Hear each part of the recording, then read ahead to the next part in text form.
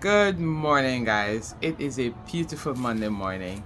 I watched the sun rise in just an amazing display of artwork, and it always reminds me of the verse that says, "The heavens declare your glory." You know? Anyway, I'm here in Luke chapter 9 and just reading three verses from 4 to 6, where then his disciples began arguing about which of them was the greatest. But Jesus knew their thoughts, so he brought a little child to his side. Then he said to them, "Anyone who welcomes a little child like this on my behalf welcomes me. Anyone who welcomes me also welcomes my Father." Then he said to them, "Anyone who welcomes a little child like this on my behalf welcomes me. And anyone who welcomes me welcomes my Father who sent me. Whoever is the least among you is the greatest." Now here were Jesus' disciples, and we know all these men had gone on and done amazing, wonderful things with Jesus in his ministry. And it got to a point, I believe, where they started thinking like, hey, this is all about me. And so they started arguing about who is the greatest.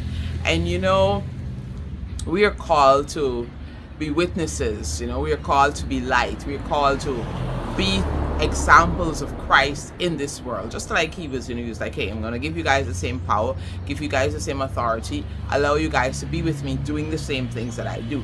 We're called to the same thing. And sometimes what happens is that we begin to measure ourselves by each other, forgetting that each one of us has an individual plan and purpose for our lives.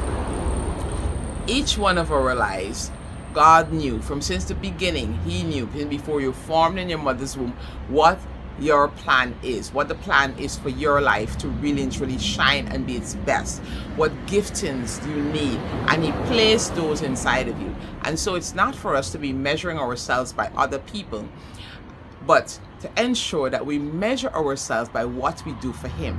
He says, if anyone welcomes this little child in my name, he welcomes me.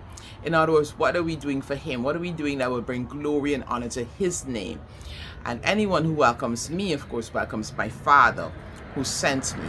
And so our lives are not supposed to be taken up with all the different, like if we're better than our neighbor, if we look better than them, if we dress better than them, we drive a better car, we have a better job, or any of those things, but simply what are we doing for Christ?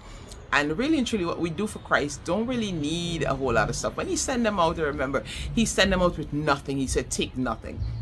Because what you do, the words you give, the encouragement you give, the prayer you give here, the thought that you give here, the help that you give here, just simply following after what the Spirit of God is telling you, generally, it doesn't mean that you need a whole lot of wealth to do it.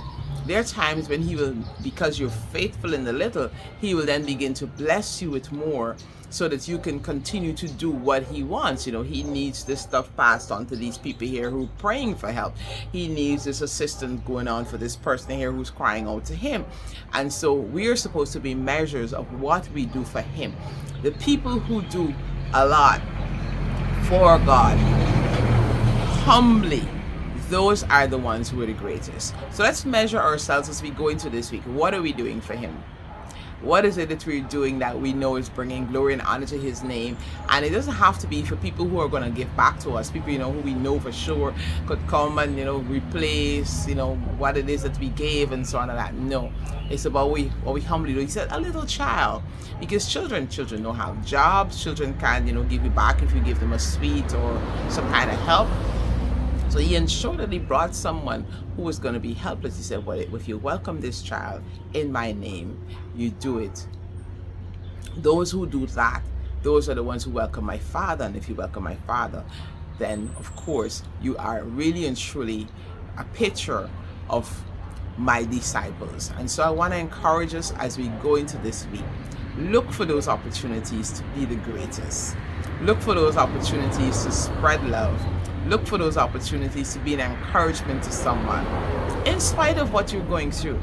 as you wait on God to come through for you, there's someone out there that needs a smile, that needs a helping hand, that just needs a word of encouragement. Hi, how are you doing? Someone to, just be there for them. So that's what I want to encourage us as we go into this week. Our greatness is not measured by the things that we have and who we think we're better than, but by the work that we do for Christ, through Christ. All right? So remember that. Have a marvelous Monday. And remember, He loves you, and I do too. Be blessed.